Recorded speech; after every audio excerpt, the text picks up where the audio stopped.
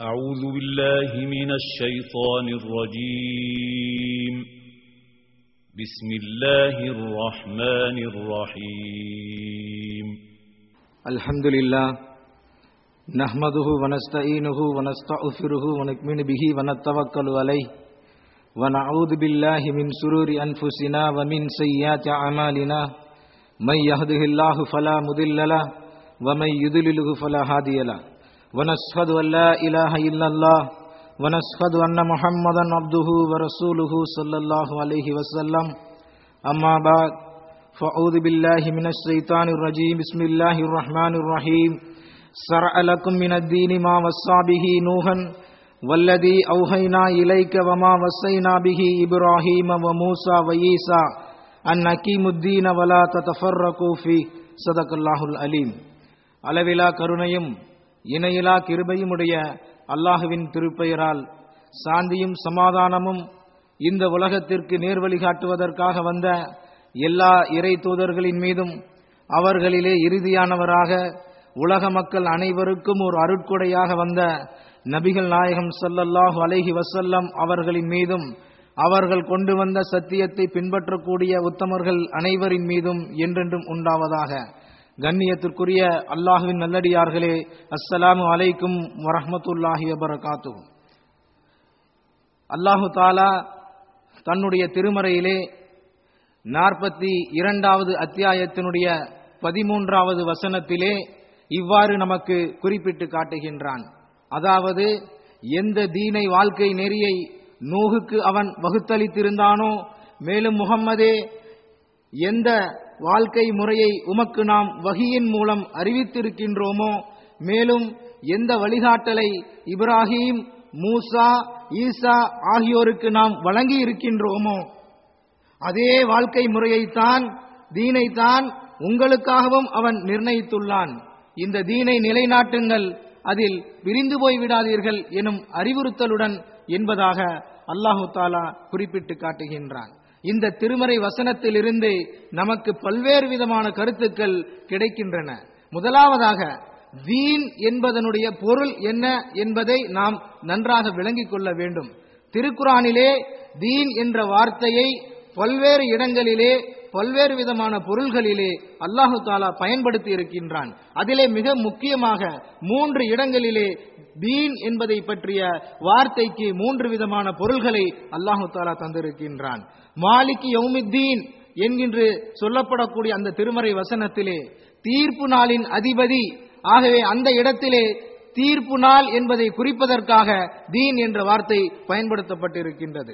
அரஐத்தல்லதி யுகஸிபு பித்தீன், நற்கூலி தண்டனை கொடுக்கப்படுவதை நபியே, பொய்யாக்கக்கூடியவனை நபியே நீங்கள் பார்த்திருக்கின்றீர்களா என்று இறைவன் கேட்கின்றான். அந்த வசனத்திலே மறுமை நாளிலே கொடுக்கப்படக்கூடிய நற்கூலி தண்டனை அதை குறிப்பதற்காக தீன் என்ற வார்த்தை பயன்படுத்தப்பட்டிருக்கின்றது. இன்னும் ஒரு திருமறை வசனம் சொல்லி காண்பிக்கின்றது, லக்கும் தீனக்கும் வலிய தீன், அவர்களுடைய மார்க்கம் அவர்களுக்கு, உங்களுடைய மார்க்கம் உங்களுக்கு என்பதாக அல்லாஹ் சொல்லி காண்பிக்கின்றான். இந்த திருமறை வசனத்தில் தீன் என்ற வார்த்தைக்கு வாழ்க்கை நெறி, வே ஆஃப் லைஃப் என்கின்ற கருத்தை அல்லாஹு தாலா பயன்படுத்தி இருக்கின்றான். ஆக தீன் என்று சொன்னாலே நம்முடைய சமுதாயத்தில் இருக்கக்கூடிய மக்களுக்கு என்ன மாதிரியான கருத்துக்கள் வந்திருக்கின்றது என்று சொன்னால், தீன் என்று சொன்னால் ஏதோ சில வணக்க வழிபாடுகளுடைய தொகுப்பு, தொழுகை, நோன்பு, ஜகாத், ஹஜ்ஜு போன்ற சில வணக்க வழிபாடுகளை நிறைவேற்றி விட்டோம் என்று சொன்னால், சில ஒழுக்க விழுமங்களை பின்பற்றி விட்டோம் என்று சொன்னால் முழுமையாக தீனை பின்பற்றியதாக நாம் கருதி கொண்டிருக்கின்றோம். ஆனால் தீன் என்பது சில குறிப்பிட்ட சடங்கு சம்பிரதாயங்கள் வழிபாடுகளோடு முடிந்துவிடக்கூடிய ஒரு விஷயம் அல்ல. அந்த அர்த்தத்திலே இறைவன் அங்கே சொல்லி காண்பிக்கவில்லை. மாறாக அது ஒரு முழுமையான வாழ்க்கை நெறி என்ற கருத்திலேதான் திருக்குரான் தீன் என்ற வார்த்தையை நமக்கு அறிமுகப்படுத்துகின்றது. வாழ்க்கை நெறி என்று சொன்னால் மனிதனுடைய பிறப்பு முதல் இறப்பு வரைக்கும் எந்தெந்த விஷயங்களிலே அவன் தொடர்பு கொண்டிருப்பானோ அத்துணை துறைகளுக்கும் அவனுடைய அத்துணை விவகாரங்களுக்கும் திருக்குரான் வழிகாட்டுகின்றது. அல்லாஹு தாலா வழிகாட்டி இருக்கின்றான். ஆக ஒரு முழுமையான வழிகாட்டுதல். இந்த வழிகாட்டுதலிலே குடும்பவியலும் அடங்கும், சமூகவியலும் அடங்கும், பொருளாதாரமும் அடங்கும், அரசியலும் அடங்கும். எல்லாமே இதிலே அடங்கி இருக்கின்றது. எல்லா துறைகளுக்கும் இறைவன் வழிகாட்டி இருக்கின்றான். ஆக தீன் என்ற வார்த்தை குறிப்பிட்டு காட்டுவது என்னவென்று சொன்னால் ஒரு முழுமையான வாழ்க்கை நெறி என்கின்ற கருத்தை அல்லாஹு தஆலா நமக்கு குறிப்பிட்டு காட்டுகின்றான். அது மட்டுமல்ல, திருக்குர்ஆன் இன்னும் சொல்லுகின்றது, இன்ன தீன இந்தல்லாஹில் இஸ்லாம், அதாவது இறைவனால் அங்கீகரிக்கப்பட்ட, ஏற்றுக்கொள்ளப்பட்ட, ஒப்புக்கொள்ளப்பட்ட ஒரே மார்க்கம் இந்த இஸ்லாம் மட்டும்தான் என்பதாக அல்லாஹ் சொல்லி காண்பிக்கின்றான். இந்த வசனத்திலே தீன் என்கின்ற கருத்தையும் தாண்டி அத்தீன் என்று குறிப்பிட்டு காட்டுகின்றான். பொதுவாக தீன் என்றால் என்ன, அத்தீன் என்றால் என்ன என்கின்ற அந்த விளக்கத்தை நாம் உள்வாங்கிக் கொள்ள வேண்டும். அரபி மொழியிலே தீன் என்று சொன்னால் பல்வேறு விதமான வழிகள் இருக்கின்றன. அவற்றில் இதுவும் ஒரு வழிமுறை என்று சொல்வதற்கு தான் தீன் என்ற வார்த்தை பயன்படுத்தப்படுகின்றது. இந்த இடத்திற்கு வருவதற்கு பல இடங்களில் இருந்து வரலாம், பல வழிகளில் இருந்து வரலாம். அதிலே இந்த வழியிலிருந்து வருகின்றோம் என்று சொன்னால் அதற்கு தீன் என்ற வார்த்தை பயன்படுத்தப்பட்டு இருக்கின்றது. ஆனால் திருக்குர்ஆன் அதையும் தாண்டி சொல்லுகின்றது, இது தீன் மட்டுமல்ல அத்தீன் என்பதாக. அத்தீன் என்று சொன்னால் இது ஒன்றுதான் வழி, இது ஒன்றுதான் வழி, இதை விட்டால் வேறு வழி எதுவுமே கிடையாது. மனிதன் வெற்றி பெற வேண்டும் என்று சொன்னால், இந்த உலகத்திலும் நாளை மறு உலகத்திலும் வெற்றி பெற வேண்டும் என்று சொன்னால், இந்த மார்க்கத்தை தவிர, இந்த வழிகாட்டுதலை பின்பற்றுவதை தவிர வேறு எந்த வழியும் அவர்களுக்கு இல்லை என்ற கருத்தை தான் அல்லாஹு தஆலா நமக்கு எடுத்துச் சொல்லி காண்பிக்கின்றான். ஆக இஸ்லாம் என்று சொன்னால் அத்தீன், இது ஒன்றுதான் வழி. இது ஒரு மதம் அல்ல, இது ஒரு மார்க்கம். நம்முடைய முன்னோர்கள் இந்த தீன் என்ற வார்த்தைக்கு என்ன மொழிபெயர்ப்பை தந்திருக்கின்றார்கள் என்று சொன்னால் மார்க்கம், வழிமுறை என்கின்ற கருத்தை தான் தந்திருக்கின்றார்கள்.